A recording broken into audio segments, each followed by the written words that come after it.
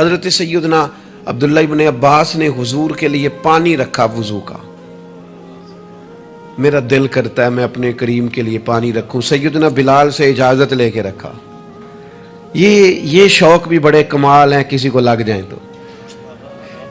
پانی رکھا وضو کا.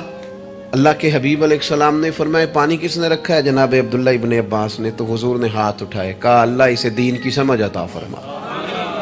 بس وہ شوق لگ گیا، وہ طلب پیدا ہو گئی، وہ علم کی امید جاگ گئی، وہ ایک تڑپ رنگ پکڑ گئی، وہ ایک راہ مل گئی.